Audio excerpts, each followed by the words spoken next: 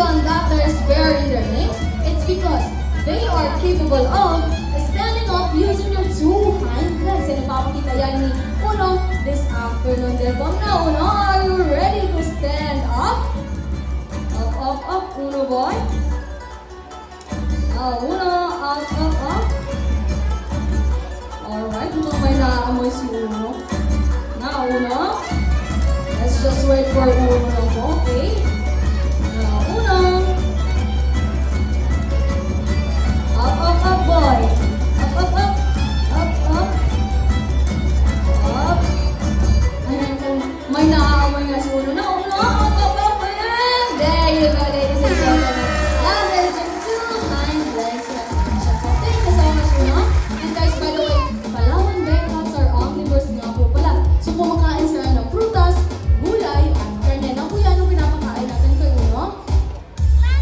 Ano yan guys? Saging or banana, which is fruitful. Now, may tanong malita ko sa inyo.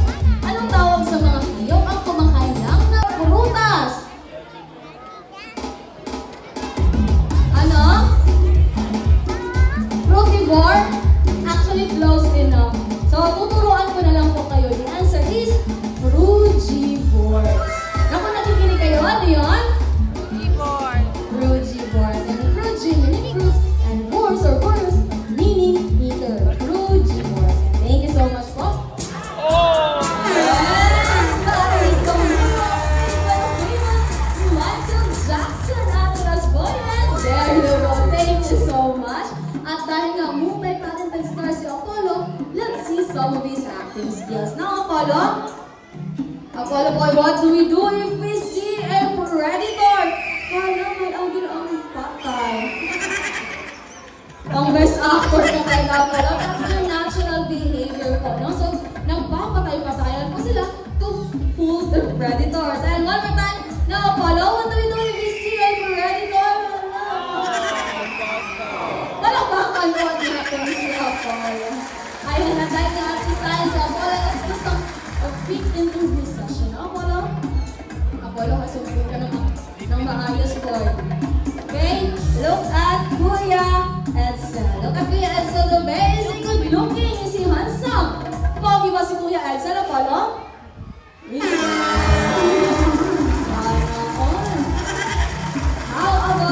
How about me, the boy? Look at me, am I pretty? Maganda ba ako?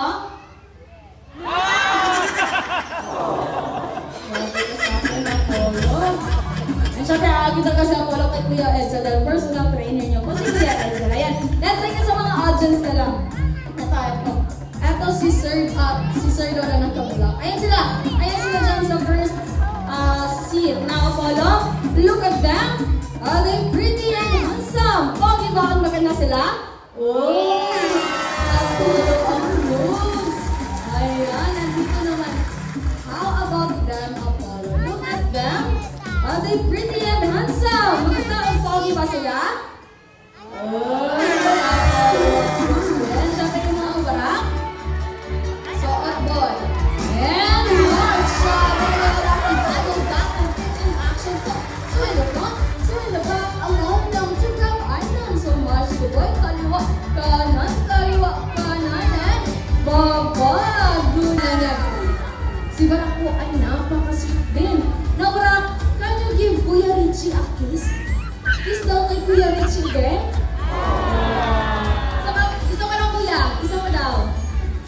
Yung sweet ba si Barak? Ayun, sweet niya. Thank you so much. At hindi lang yan, guys. Si Barak ay isang eco warrior din. So, sino nga ba dito nagsasegregate ng kanilang mga basura? Raise your hands. Ayun, si Ma'am. Wala, si Ma'am lang. Hindi ka nagsasegregate? Nung po this afternoon, tuturuan tayo ni Barak how to segregate our waste. Na Kuya, anong nandyan?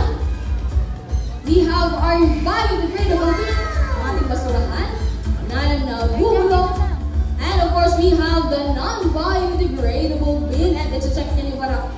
Ayun, no, Barak, check the bins. Ayun, gumagana ng isa. Ayun at mukhang ready na nga si Barak, Kuya.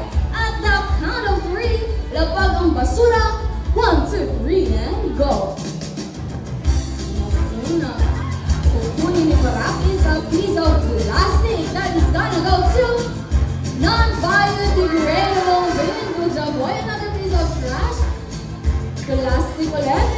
gonna go to biodegradable bin. And last two pieces, boy, this time leave or down, which is obviously gonna go to biodegradable bin. And one last piece of trash, dahon. Saan nilalagay ang dahon? To the biodegradable bin. Good job, Barak. Thank you so much. Now you see, even Barak, marunong si Barak. How about us? Ay. Thank you so much, Barak. At dahil galing mo pong Brazil si Barak, magpapaalam na po siya ng mga mami, sir, mga ate, kuya. Wave bye-bye to Barak. Well, everybody, wave bye-bye. Hala, Barak, you say bye-bye na rin sa kanila. Bye-bye daw, oh. Bye-bye. Bye-bye na. Uy. Pag ginagawa ko yan ni Barak, ibig sabihin, this one was the station show. However, we need to highlight our other animal ambassadors. So once again, let's give it up for Barak. And syempre,